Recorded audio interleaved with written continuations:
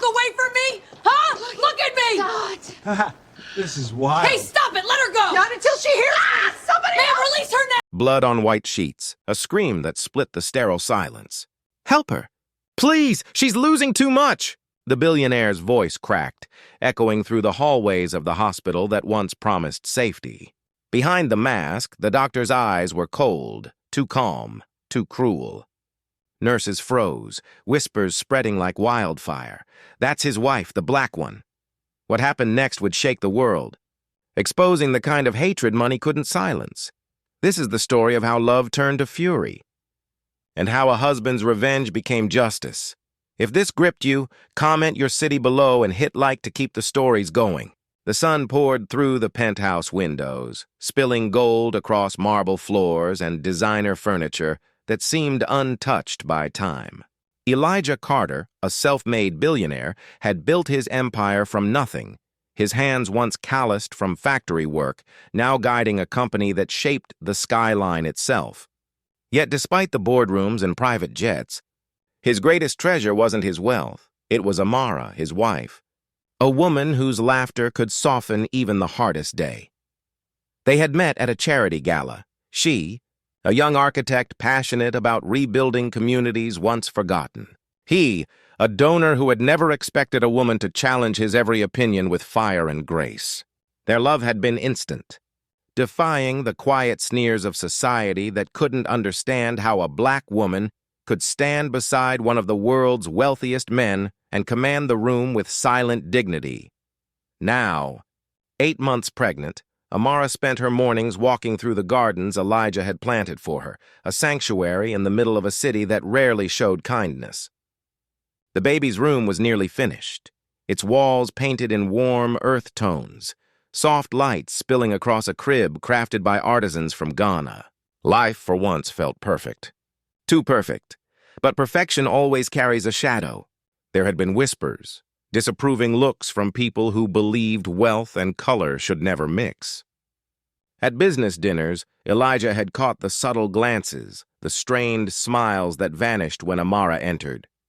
Some called it jealousy. Others, quiet hatred dressed in politeness. Still, Elijah brushed it off. Love, he thought, was more substantial than prejudice. But love, he would soon learn, can't always shield you from the cruelty of others, because even in the safest places, behind hospital walls, surrounded by luxury, darkness can still find a way in. And when it did, it would destroy everything he thought he could protect. It began with a routine doctor's visit, the kind every expectant parent takes for granted. The hospital, sterile, bright, humming with quiet urgency, was supposed to be a place of safety. Elijah held Amara's hand as nurses smiled, congratulating them on their upcoming delivery. For a brief moment, everything felt normal. But beneath that calm, something sinister lingered. They had chosen St. Alden's private hospital, a place where anonymity and luxury cost more than most could afford. Yet even money couldn't buy acceptance. From the moment Amara walked through those doors, she noticed the stares, a nurse's forced smile. A whisper was exchanged at the reception desk. A doctor's lingering glance that seemed to question her presence beside a man like Elijah. At first, she dismissed it. Pregnancy made her sensitive, she told herself. But the tension only grew thicker. During her checkup, the attending physician, a woman with perfect posture and cold blue eyes, barely acknowledged Amara's words. Every question about her child's progress was met with clipped replies, as though she didn't deserve an answer. When Elijah intervened, the doctor's tone changed, her politeness snapping back into place like a mask. Later that evening, Amara overheard 2 nurses talking just outside her door. "She's the wife?" one whispered. "Yeah, the billionaire's charity case," the other replied, followed by a stifled laugh. Amara felt her heart sink. The same old story. Her worth reduced to assumptions, her love reduced to suspicion. She said nothing when Elijah returned, not wanting to disturb his calm. But something deep inside her began to ache, a quiet dread that the world would never stop testing her right to belong. The following week, the pain started. Sharp, sudden contractions that came too early. Elijah rushed her to the hospital, his voice trembling as he demanded help. They were escorted to a private suite. Machines beeped. Nurses moved with mechanical precision.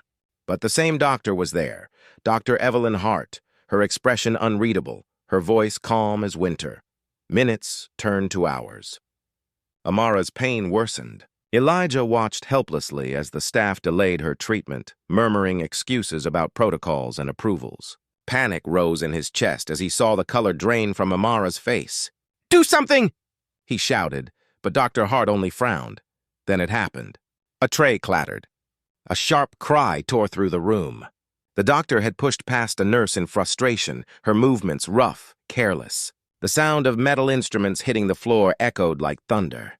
Amara gasped, a slight, strangled sound, and blood spread beneath her hand. For a moment, time froze. Elijah's vision blurred. The monitors screamed as he reached for her, shouting her name. And in the chaos, Dr. Hart simply muttered, "These things happen," before turning to call for assistance. Security rushed in moments later, drawn by Elijah's fury. But the damage was done. His wife, his world, lay trembling, her tears mixing with fear and pain. In that sterile room, under fluorescent light, Elijah realized something he would never forget. Money could buy silence, but it could never buy respect. And what had just happened wasn't an accident. It was something darker, and this time, he wouldn't let it go unanswered. The room erupted into chaos. Nurses shouted orders, alarms blared, and Elijah stood frozen, watching the life drain from the woman he loved more than the empire he'd built. Amara's breath came in shallow gasps, her trembling hand clutching at his sleeve. The doctor barked instructions, pretending control, but the truth was visible in her eyes, panic, guilt, and something colder, indifference. Elijah's mind raced, his heart pounding with fury and terror. He saw the smear of blood on the floor, the trembling of Amara's body, the fear that filled her eyes. This wasn't just negligence, it was hatred hiding behind professionalism. He remembered every slight glance, every whisper in the hallway, the laughter, the assumptions. And now it had led to this. As the monitors screamed, a nurse whispered that Amara needed emergency surgery. Now. But the doctor hesitated, flipping through charts as if time wasn't slipping away. Elijah snapped. His voice thundered through the sterile air, his rage shaking the walls. "If she dies," he growled, "your career won't be the only thing buried tonight." That was the breaking point. Within seconds, the operating team moved. Doors burst open. The hallway was filled with footsteps and orders. Elijah followed until they forced him to stop, watching through the glass as his wife was wheeled away. Hours later, dawn broke over the city. The world woke to headlines that would shock it to its core. Because Elijah Carter wasn't just any man, and what he did next would make history. Dear audience, where are you watching from? Drop your city name in the comments! By sunrise, the hospital was surrounded by flashing lights and news vans. The story had already leaked. A billionaire's wife, a victim of medical racism in one of the nation's most exclusive hospitals. Elijah hadn't said a word publicly, but his silence was louder than any statement. Cameras caught him walking out of the hospital with Amara's hand in his, her body weak but her spirit unbroken. Their child, born premature yet breathing, was alive. That was all that mattered, but Elijah was no longer the man he'd been the night before. Love had turned to fury, and fury into action. Within days, he launched an independent investigation that exposed a hidden web of discrimination. Falsified reports, delayed treatment for minority patients, and coded language buried in hospital records. The world watched in disbelief as names fell, reputations crumbled, and Dr. Evelyn Hart was arrested for gross negligence and falsifying patient data. Elijah didn't stop there. He used his wealth to build a new foundation, the Amara Initiative, dedicated to protecting women of color from systemic bias in healthcare. What began as one family's nightmare became a national reckoning.